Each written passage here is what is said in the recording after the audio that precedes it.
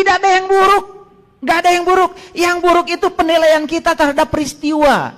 Itu karena kita tidak punya pengetahuan. Makanya kebenaran itu syaratnya 5. 1, ya, kita harus punya pengetahuan. 2, harus punya cinta. 3, harus punya keadilan. Yang keempat, harus punya pengabdian. Yang kelima, harus punya kesabaran. Apa artinya sabar? Sabar itu menerima realitas tanpa sedikit pun penghakiman. Itu sabar. Makanya kalian gak sabar-sabar. Karena apa? Baru ini sabar.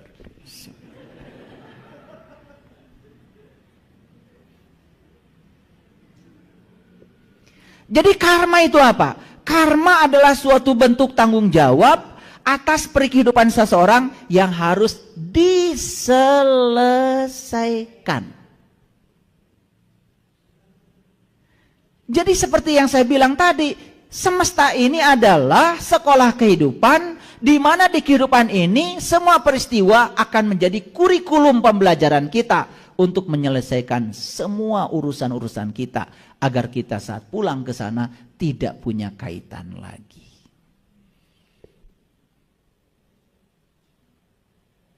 Kalau sudut pandang kita seperti ini dipakai, apa yang terjadi?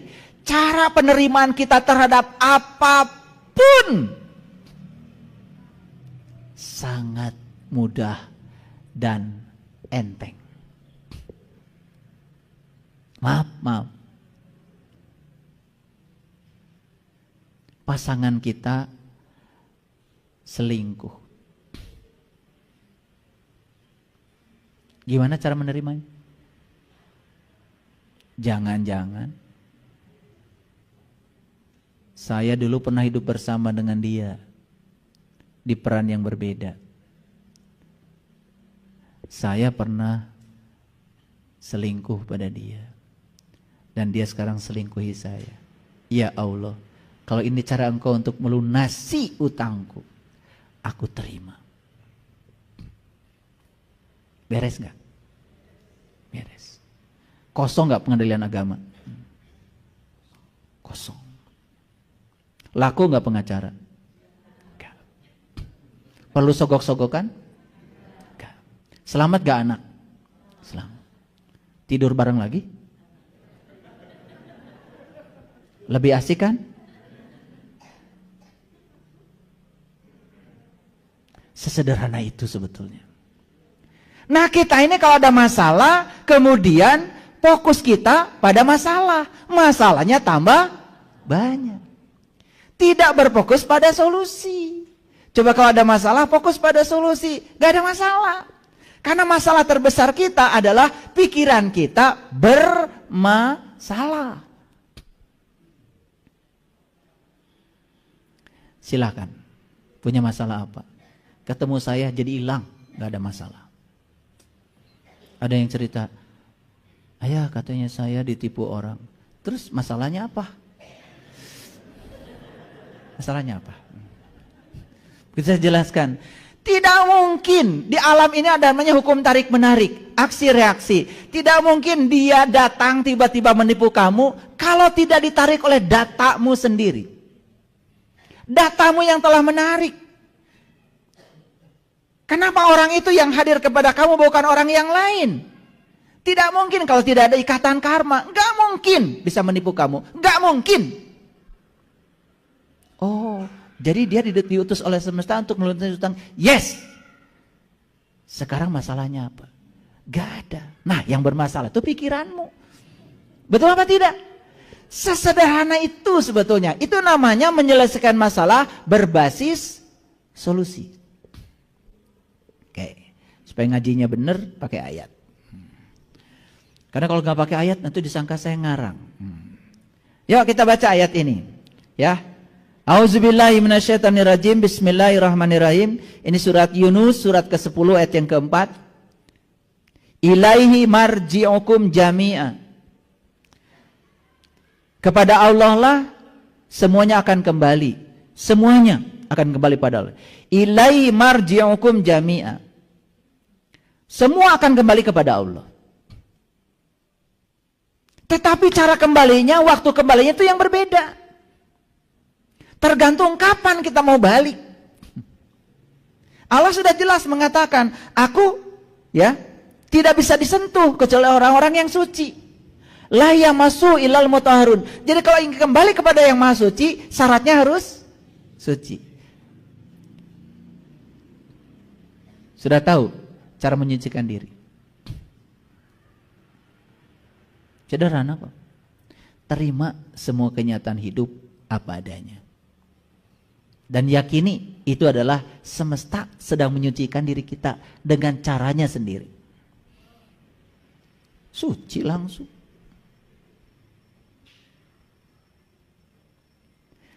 Sesederhana itu sebetulnya. Ya. Yuk, kita baca bahasa Indonesianya aja karena takut nggak ngerti bahasa Arab. Hanya kepada Allah lah kamu semuanya akan dikembalikan. Setuju? Setuju? Mau kembali pada Allah? Mau.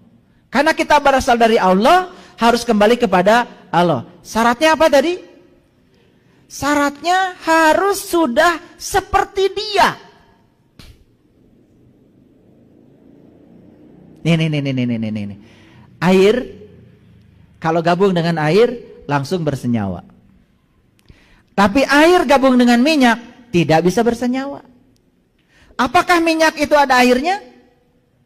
Ada. Tetapi air yang terkotori oleh zat lain. Begitu kotorannya dilepaskan, kan sisanya air. Begitu digabungkan dengan air, baru bisa bersenyawa. Kira-kira begitulah ilmiah. Jadi ruhku ditiupkan oleh Dia kepada kita itu asli, murni, membawa sifat-sifat Dia. Tetapi begitu kita menjalankan tugas di kehidupan ini, ruhku itu banyak menyimpang. Yang menyimpang bukan ruhnya, jiwa yang ada dalam ruh. Makanya ruh dengan jiwa berbeda. Bagian dari ruh itu namanya jiwa. Nah, jiwa yang terkoyak karena terkotori oleh unsur lain, itu yang disebut dengan jiwa. Jadi ruh yang terkoyak karena terkotori oleh unsur lain, itu yang namanya jiwa. Jadi jiwa itu ruh yang terkoyak sebetulnya. Terkoyak karena ada ketidakmurnian melekat. Nah, ketika dia masih mengandung ketidakmurnian, dia tidak akan bisa pulang. Nih, hadirin semuanya. Sebetulnya dalam hidup itu nggak ada yang namanya musibah. Nggak ada yang namanya berkah. Yang ada cuma kebenaran. Dan semesta akan memaksa kita untuk bersih sebersih-bersihnya. Sampai kita sudah bisa menerimanya. Saksikan saya. Semua kejadian akan datang berulang-ulang kepada kita. Sampai kita bisa tulus ikhlas menerimanya. Sebelum kita menerimanya akan datang lagi. Makanya kita sering mengalami kejadian yang sama kok berulang-ulang. Sederhana pesannya, karena kamu belum menerima. Setelah menerima, selesai kejadian itu, diganti kejadian lain, bukan berarti selesai. Enak aja. Karena yang namanya jiwa ini harus terus mengalami peningkatan kedewasaan. Untuk meningkat kedewasaannya, agar menjadi seperti Dia lagi, maka dikuatkan, didewasakan, dilembutkan, disabarkan, diluaskan, dilapangkan. Gitu. Tidak ada upaya semesta yang buruk. Cuman kita tidak punya pengetahuan melihat itu seakan-akan keburukan. Karena dari kecil kita sudah terjebak benar salah, berkah musibah, baik buruk, itu yang menyebabkan jadi hambatan bagi kita. Padahal setiap realitas itu adalah kebenaran. Tidak ada satu peristiwa di semesta pun yang terjadi tanpa kehadiran Dia, bukan? Itulah kalimat la ilaha illallah. Jadi la ilaha illallah itu yang mana sih? Yang bukan Dia. Itu la ilaha illallah itu. Jadi bukan ditulis di mobil. Jadi akhlak, jadi karakter diri. Gitu.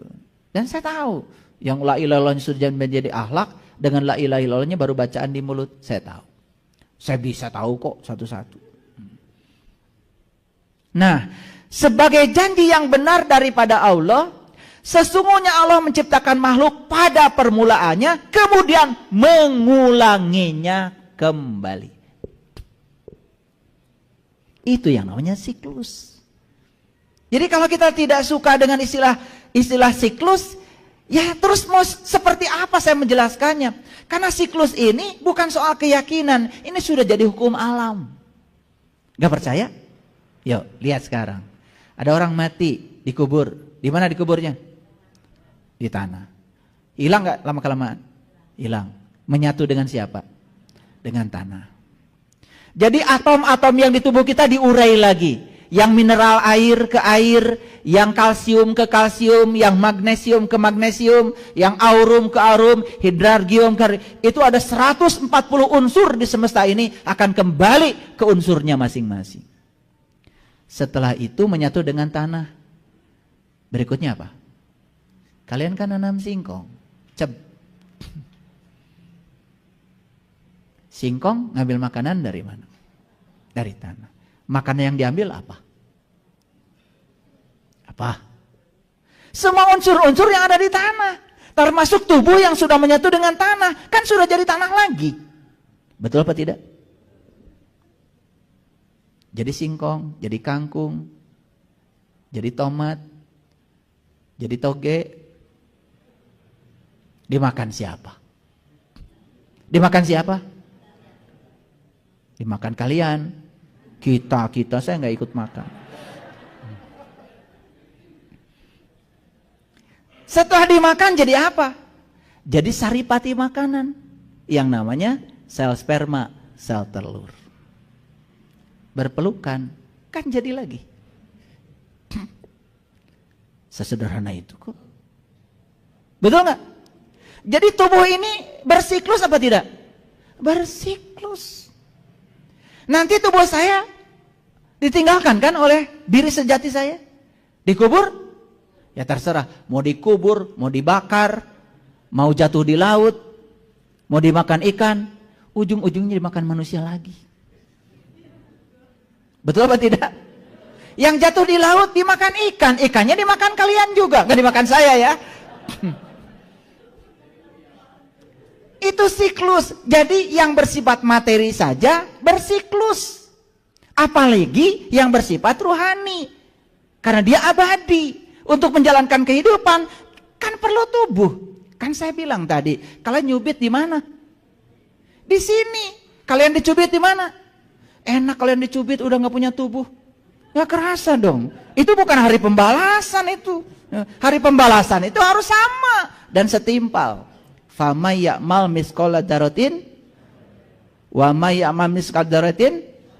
Pinter kalian. Udah ngelotok ayatnya. Cuman kesadarannya nggak ada, itu aja. Kalau sudah sadar ayat itu, atuh berhenti bikin sebab buruk. Berkata yang buruk. Menciptakan perilaku yang buruk. Mani resep eta amak teh. Sudah jadi hobi, dikit-dikit nyolot, dikit-dikit marah. Anak disebut salah oleh kita marah. Ya Allah.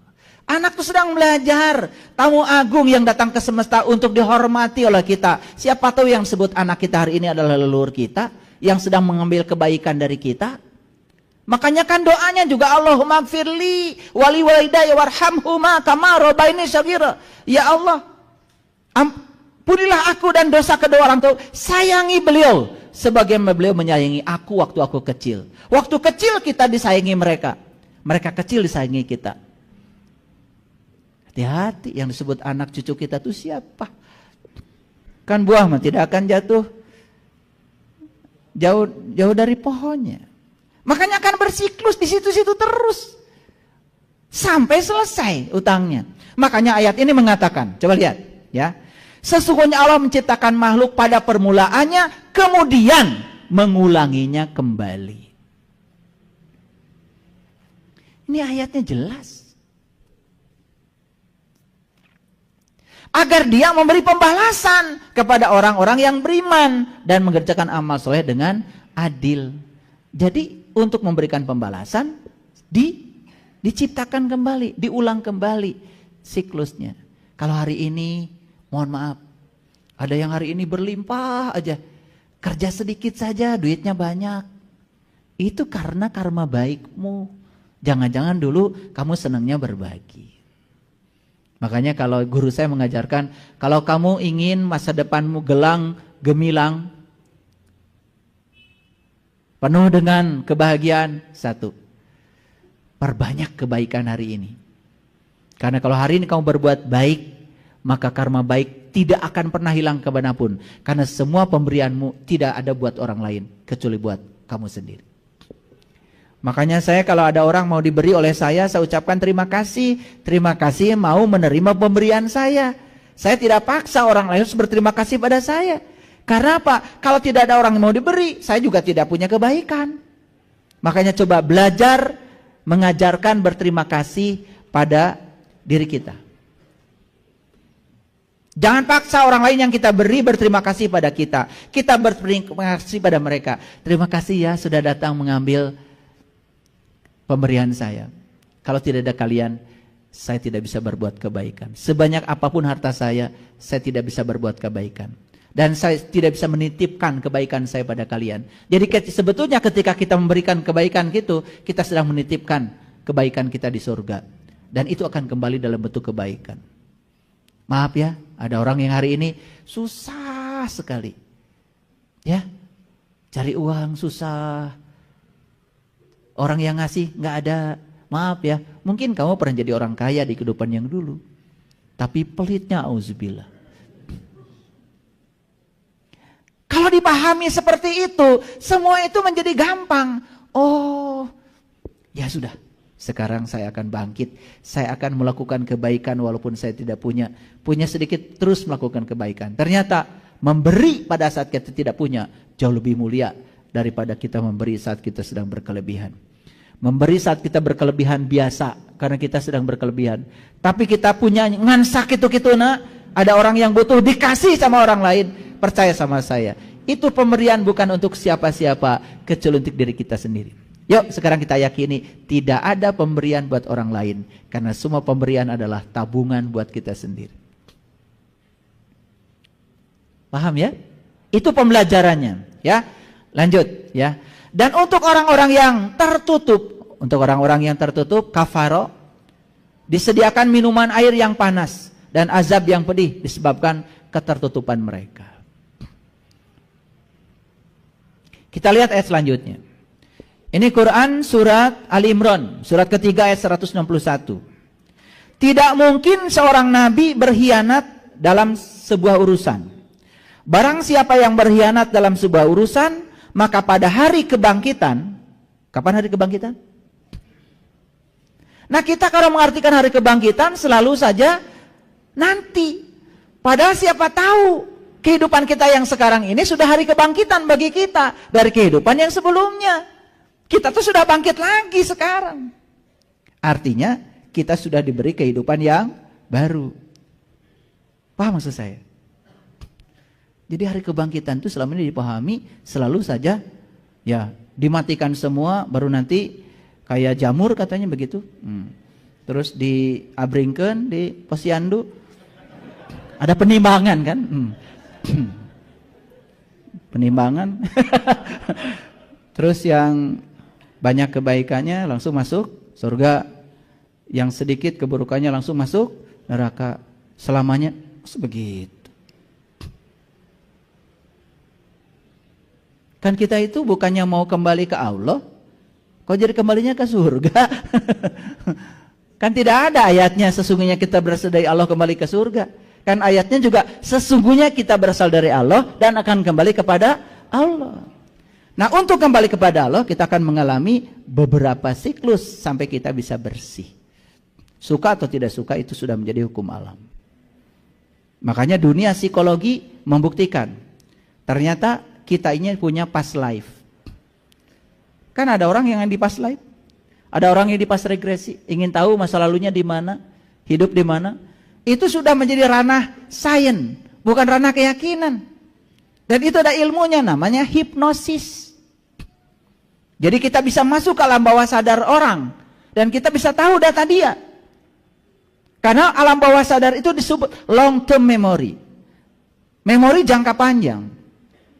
Oleh karena itu maka jangan heran kalau hari ini ada orang yang baru lahir dia sudah bisa rumus matematika. Sudah bisa bahasa Inggris, sudah bisa melukis. Kan tidak mungkin. Itu kesadaran yang dibangun di kehidupan yang sekarang. Sekolah juga belum. Pasti itu bawaan dari kehidupan yang sebelumnya. Itu yang sering disebut dengan indigo. Dia punya kelebihan. Itu kesadarannya dibawa ke kehidupan yang sekarang. Dan itu anugerah yang sangat luar biasa. Lihat hadirin. Kalau titik awal kehidupan kita adalah kelahiran kita yang hari ini. Harusnya, coba, anak yang lahir di hari yang sama, harusnya sifatnya sama. Waktu umur seminggu, sifatnya sama. Waktu umur sebulan, sifatnya sama. Waktu umur setahun, sifatnya sama. Kenyataan, lahir di hari yang sama, umur sebulan, 2 bulan, karakternya sudah kelihatan berbeda. Ada yang dari kecil sudah mulai pelit. Ada dari kecil sudah mulai pengen menang sendiri. Ada dari kecil sudah mulai pemarah. Ada dari kecil sudah mulai pendendam. Ada dari kecil sudah mulai baperan. Ada dari kecil sudah mulai kelihatan karakter-karakter jahatnya. Kan harusnya kalau titik awal adalah kelahiran kita hari ini, semua kita sama. Buktinya tidak sama. Jadi kalau begitu titik awal kita bukan di situ. Jadi yang namanya hari kebangkitan bisa jadi sudah terjadi pada diri kita hari ini. Kita ini sudah dibangkitkan kembali di kehidupan yang sekarang. Untuk apa kita dibangkitkan? Coba. Untuk apa dibangkitkan? Bukankah kita dibangkitkan untuk melunasi utang? Betul? Kan kita dibangkitkan itu untuk melunasi hutang di alam hisab. Kapan alam hisab? Sekarang.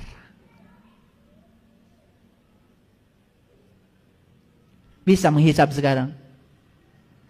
Karena itu kata ayat Iqra kitabaka kafa binafsika al-yauma 'alaika hasiba. Bacalah kitabmu, cukuplah hari ini dirimu menjadi saksi atas segala perbuatanmu sendiri. Itu namanya muhasabah. Muhasabah itu bukan nangis-nangisan. Setelah itu kemudian gak berubah apa-apa kesadarannya, bukan. Muhasabah itu seperti tadi. Begitu dak ada peristiwa, sabar dulu. Jangan-jangan peristiwa yang terjadi pada saya itu karena saya yang mengundang. Tidak mungkin ini terjadi pada diri saya kalau bukan saya yang menariknya. Karena saya tidak mungkin tiba-tiba ketiban satu peristiwa secara kebetulan tanpa ada sangkut paut dengan diri saya. Saya yakin ini adalah bagian dari akibat yang harus saya pertanggungjawabkan dari sebab yang saya buat. Gampang menerimanya? Muhasabah bukan itu? Nah itu yang disebut dengan hari hisab. Terus kita menghisab diri. Terus hari hisab itu sekarang oleh kita sendiri. Maka lama-kelamaan kita menjadi berubah. Lama-kelamaan kita akan bisa menyucikan semua kotoran dalam jiwa kita. Untuk siap. Innalillahi wa inna ilaihi raji'un. Masuk akal? Oke. Ini ayatnya. Ia akan datang membawa apa yang dikhianatkannya itu.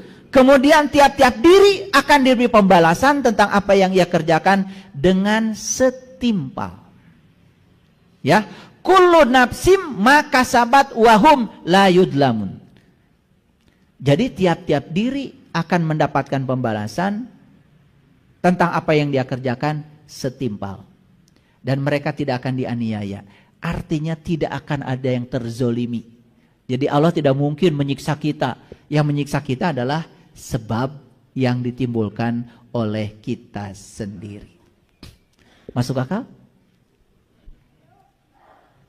Anak saya yang pertama mau melahirkan. Itu tepat pada saat saya mau pergi ke Al-Aqsa. Saya mau pergi ke Yerusalem. Kemudian saya bilang sama cucu saya pegang perutnya. Tenang-tenang ya. Jangan sekarang dulu. Nih, kakek mau pergi dulu. Nanti ya pulang dari sana. Begitu saya ngomong gitu, mulesnya hilang. Begitu saya 10 hari pulang dari sana, nyampe Jakarta, anak saya telepon. Ayah sekarang udah mules, sekarang bener. Udah, Kamu pergi aja ke rumah sakit. Saya suruh suaminya bawa ke rumah sakit. Di rumah sakit, mohon maaf, ketemu dokter pertama. Kata dokternya, wah ini sungsang, macam-macam pokoknya. Ini nggak bisa melahirkan normal, harus sesar. Telepon saya lagi, ya gini, nggak boleh. Pindah dokternya. Pindah ke rumah sakit yang lain. Saya nggak nyebut nama rumah sakitnya ya. Ke rumah sakit lain lah. Bahkan dokternya itu tidak sekeyakinan dengan saya. Tapi begitu masuk ke situ, kata-katanya menenangkan. Tenang, Tuhan itu menciptakan bayi dalam rahim sudah disesuaikan dengan jalannya. Karena anak saya jadi tenang. Dalam perjalanan saya dari Jakarta ke sini, langsung saya ke rumah sakit. Anak saya sedang teriak-teriak, kesakitan. Saya bilang, Teh, seperti dulu mama waktu melahirkan Teteh. Saya cuma bilang begitu aja. Persis seperti ini. Waktu mama melahirkan Teteh. Itu aja. Jadi sekarang Teteh sedang merasakan, belajar merasakan. Seperti ini loh, saat kamu dilahirkan ibumu berteriak. Sekarang kamu melahirkan seperti ini. Allah mengajarkan kepada kita. Supaya kita lebih hormat pada seorang ibu. Saya bilang sama anak saya, Teteh sudah bisa nangkap pelajarannya? Sudah ya. Apa pelajarannya? Jadi Teteh sekarang bisa merasakan apa yang dirasakan mama. Selama ini Teteh sombong. Merasa punya anak karena Teteh dewasa. Bukan. Karena Allah ingin mengajarkan rasa yang sama yang dirasakan pada ibumu dan sekarang kamu merasakan. Begitu sudah terima pesannya seperti itu. Di depan saya, beral aja keluar.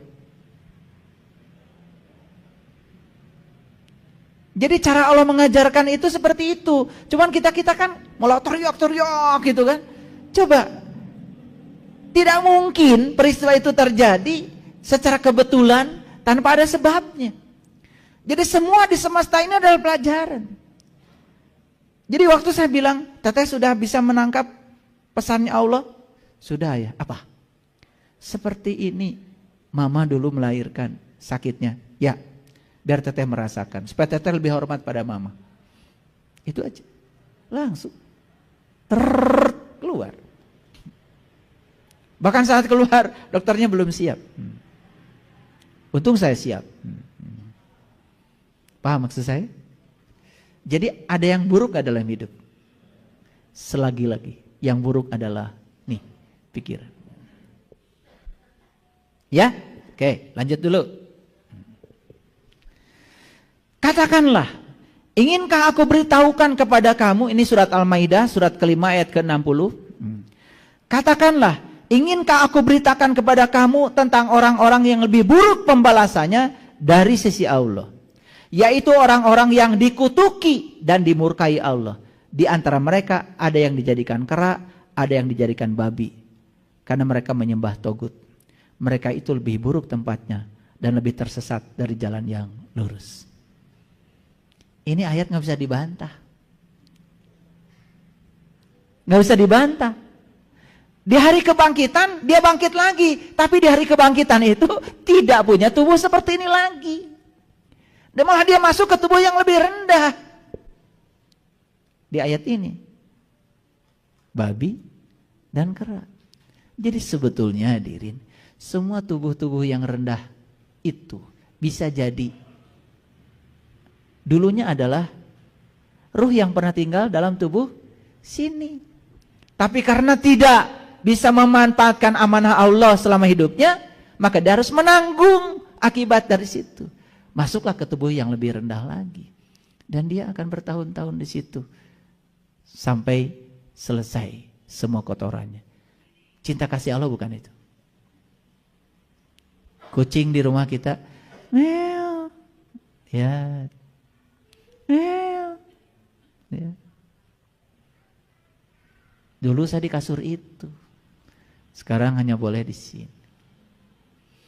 Dulu saya kalau makan dagingnya, sekarang saya hanya dikasih cucuknya. Jangan-jangan itulah sebetulnya perjalanan seseorang untuk disucikan. Itu sebenarnya neraka tuh itu. Cuman kita nggak sadar. Makanya hadirin semuanya, tidak ada peluang untuk bertemu dengan jati diri kita kecuali saat kita punya tubuh yang sempurna ini. Ini kendaraan terhebat, ini kendaraan yang luar biasa yang disediakan semesta untuk mempertemukan jiwa dengan Dia. Hanya ketika punya tubuh ini kita bisa menemuinya. Makanya di Quran dikatakan, walaqad dara'na li jahannam katsiran minal jinni wal ins lahum qulub la yafqahuna biha walahum a'yunun la yubsiruna biha walahum adhanun la yasma'una biha ulaika kal an'am bal hum adall. Mereka yang punya kolbu tidak digunakan untuk melihat, mendengar dan memahami. Mereka itu sama saja dengan binatang. Ulaika kal an'am bal hum adall. Bahkan lebih hina dari binatang. Jadi kesimpulannya, banyak kelihatannya sebagai manusia, tetapi dia tidak bisa menjaga kemanusiaannya sebagai manusia. Malah justru dia dihuni oleh sifat kebinatangan dalam kemanusiaannya. Maka dia akan turun menjadi seperti ini. Maka di ayat ini dikatakan mereka akan menjadi kera atau babi. Bahkan di Quran surat Al-Baqarah 65, Allah mengatakan, barang siapa yang melanggar perjanjian dengan Allah, maka aku akan jadikan dia kera yang amat hina. Tahu kera? Kera? Masa nggak tahu? Itu hadirin. Jangan sampai kita di kehidupan yang akan datang malah justru jatuh untuk memenuhi tubuh-tubuh yang lebih rendah. Yuk, mumpung kita sedang menjadi manusia, kita pertahankan kewibawaan sebagai manusia. Gunakan potensi kita sebagai manusia untuk memanusiakan diri kita sebagai manusia. Paham sampai sini? Oke.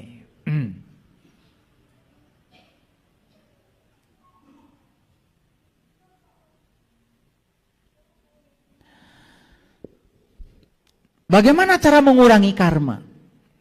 Ada caranya tuh. Ternyata ada bonus. Jadi Quran juga ngasih diskon. Barang siapa yang datang membawa amal baik, maka baginya kebaikan 10 kali lipat. Datang kemana? Datang ke sini. Sekarang di kehidupan ini. Bisa saja nanti kita datang lagi di kehidupan yang akan datang. Tetapi barang siapa yang datang membawa amal baik, maka baginya kebaikan 10 kali. Jadi kalau hari ini kita melakukan kebaikan dan kita harus datang lagi ke sini, maka kebaikan kita dikali 10. Bukankah itu adalah diskon? Dan barang siapa yang datang membawa perbuatan jahat, maka dia tidak diberi pembalasan, melainkan seimbang dengan kejahatannya. Luar biasa. Hadirin, lihat saya semuanya. Jadi kalau hari ini kita mendapatkan balasan dari kejahatan kita, itu sudah diskon. Karena kalau kejahatan itu cuma dikali 1. Tapi kalau kebaikan dikali 10 coba. Masa tidak tertarik untuk berbuat kebaikan? Yuk sekarang uangnya jangan taruh di dompet, taruh di surga. Pindahkan. Jangan taruh di saldo banyak-banyak, taruh di surga, pindahkan ke surga. Tahu cara memindahkannya? Tahu belum? Ambil uang itu ketika ada orang yang datang ke rumah membutuhkan, kasih.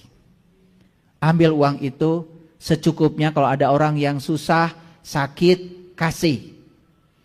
Ambil uang itu kalau ada orang yang perlu bantuan kita, kasih. Itu namanya menyimpan uang di surga. Itulah yang akan jadi bekal kita. Gimana ambil semua? Jangan, sisakan. Jangan jadi orang bodoh baik hati. Nah, itu namanya orang bodoh baik hati. Semua dihabiskan sampai dianya susah. Itu jangan. Ya, jangan. Yang paling bagus itu ya tentu saja pertengahan ya. Jadilah umat pertengahan. Baik, kita teruskan. Jadi kebaikan dikali berapa? Keburukan dikali berapa? Oleh siapa? Oleh Allah. Luar biasa bukan? Tertarik melakukan mana? Yuk, semua kebaikan dikali 1. Kalaupun kita terlahir ke sini gak dikali. Tapi kalau semua keburukan cuma dikali 1, tapi kebaikan dikali 10. Nah, kalau saya nggak tunjukkan ayatnya kan nanti nggak percaya. Betul nggak? Nah, coba lihat bahasa Arabnya. Man jaa bil hasanati falahu asyru amsalihha. Asyru 10. Wa man jaa bisayyiati fala yuzailla mislaha wa hum la yudlam. Siapa yang datang membawa kebaikan, kebaikannya dikalikan 10. Jadi kalau dulu pernah bantu orang 100.000, datang lagi ke kehidupan yang selanjutnya sudah kali 10. Luar biasa? Luar biasa. Tapi kalau dulu pernah mencuri uang 100.000, datang di kehidupan selanjutnya hanya akan dicuri 100.000. Diskon bukan ini? Ini sale namanya. Jadi jangan dikira yang suka bagi-bagi diskon itu cuman mall. Allah juga ngasih diskon, luar biasa. Betapa besar cinta kasih Allah kepada kita. Tertarik melakukan kebaikan? Tertarik? Mau melakukannya? Kapan? Janjimu.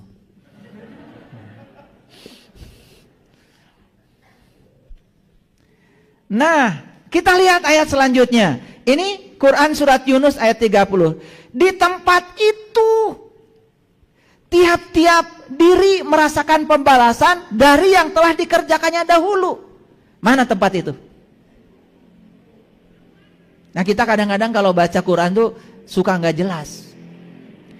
Di tempat itu tiap-tiap diri merasakan pembalasan dari apa yang telah dikerjakannya. Mana tempat itu? Mana? Nih. Di tempat itu, di tempat itu, di tempat itu. Kan kita juga melakukan kebaikannya, melakukan sebabnya di tempat itu. Menerima akibatnya di tempat itu. Di tempat itu tiap-tiap diri merasakan pembalasan dari apa yang telah dikerjanya dahulu.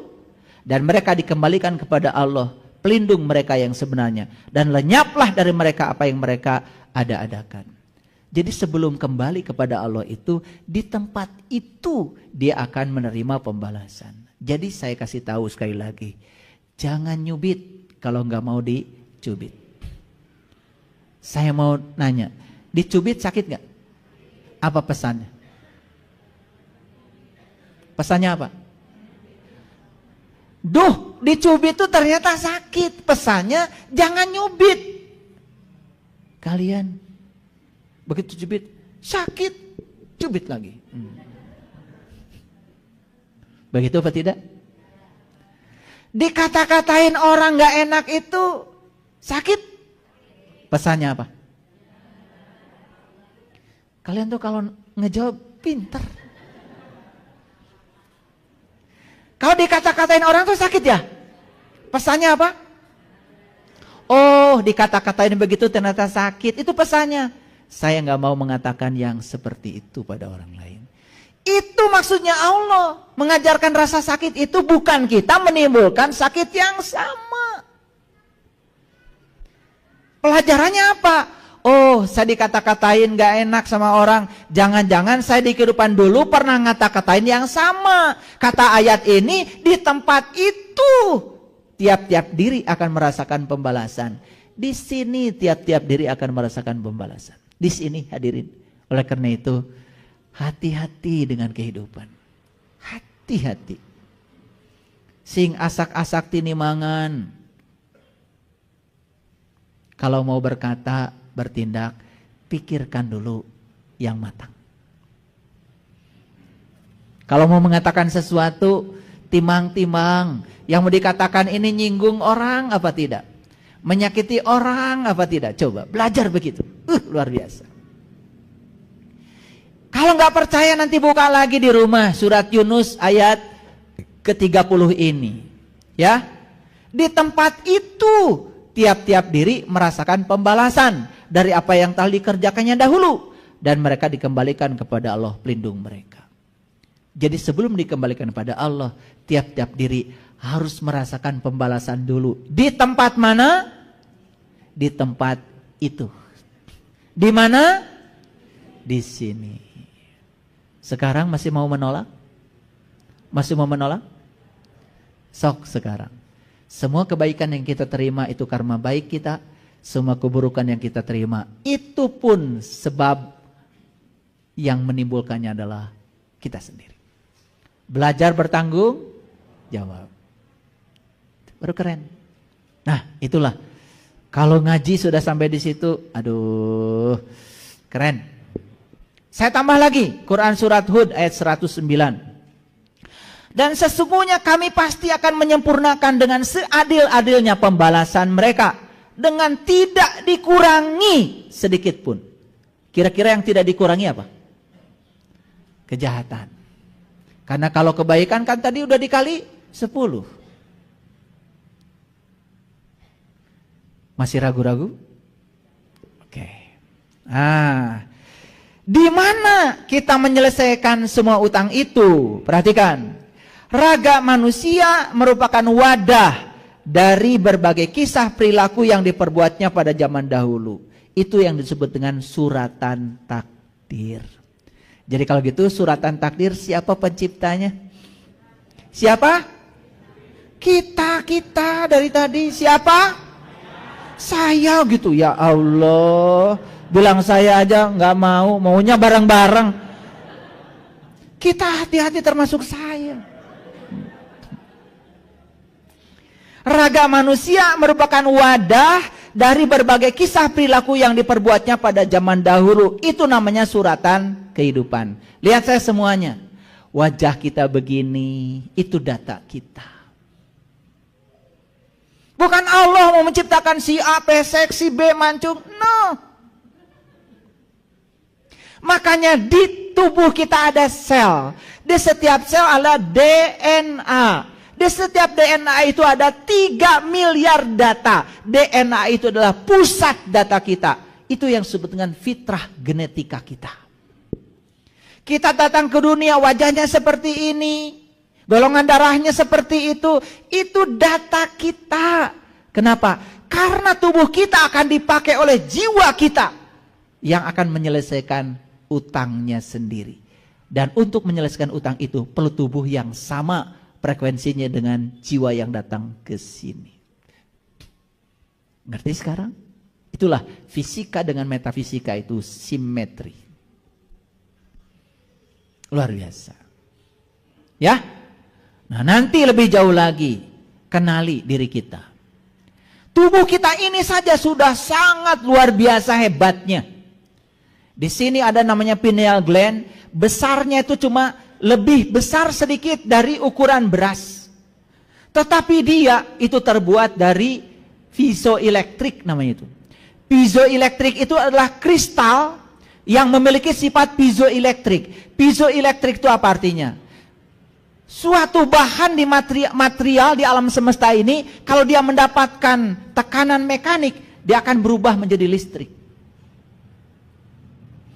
Jadi pineal gland kita ini, batara guru kita ini terbuat dari kristal-kristal piezoelektrik, dan kalau mendapatkan sedikit saja tekanan, dia akan memancarkan gelombang elektromagnetik yang sangat luar biasa. Kapan itu bisa terjadi? Itulah harus tahu ilmunya.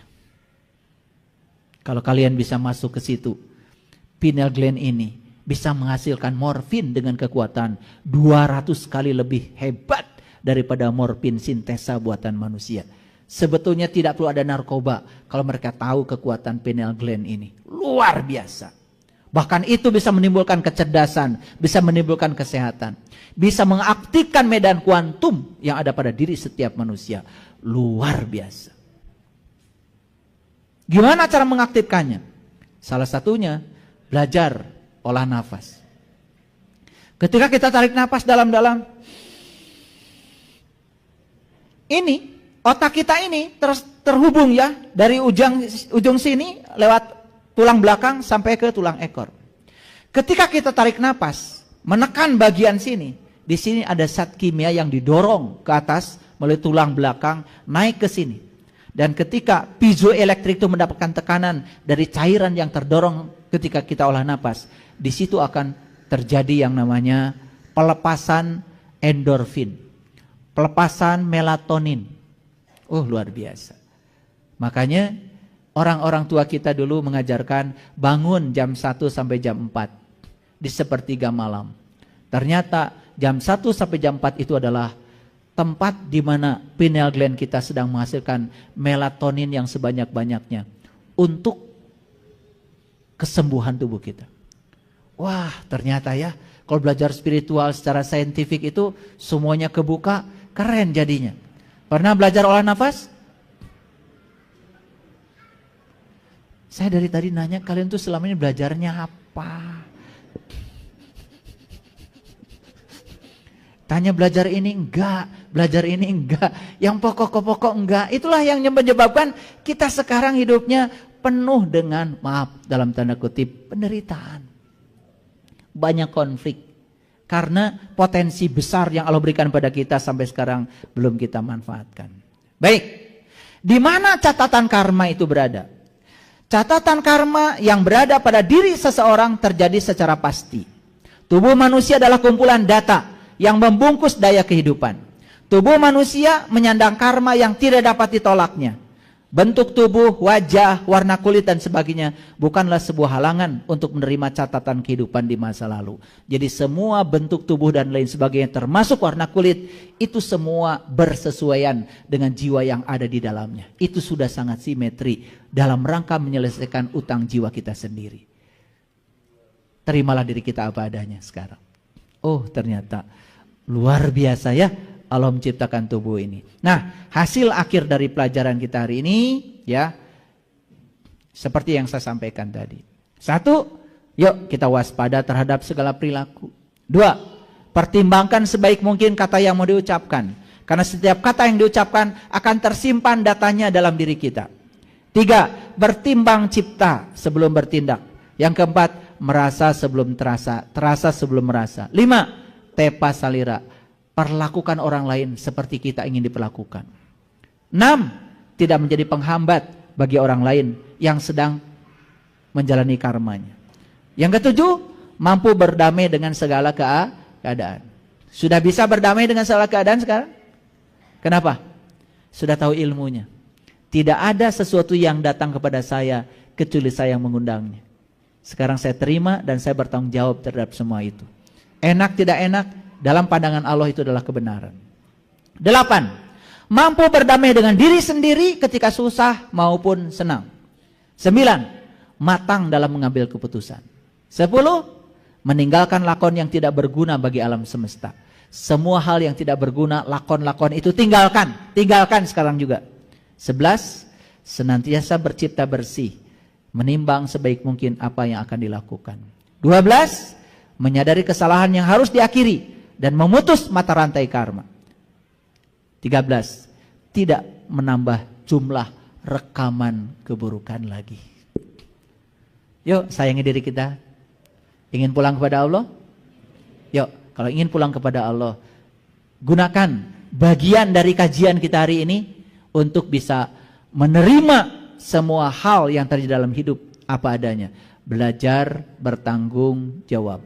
Setiap kita menerima akibat, itu adalah sebab yang kita buat. Tidak mungkin hari ini kita panen jagung kalau kita tidak menanam jagung. Tidak mungkin hari ini kita panen padi kalau tidak menanam padi. Semua yang sedang kita panen hari ini adalah buah tanam kita sendiri. Setuju? Setuju? Oke. Dengan kajian ini kita punya paradigma baru. Oh, seperti itu cara memahami kehidupan. Sekarang saya lebih sadar lagi. Waspada. Waspada. Terima kasih. Assalamualaikum warahmatullahi wabarakatuh.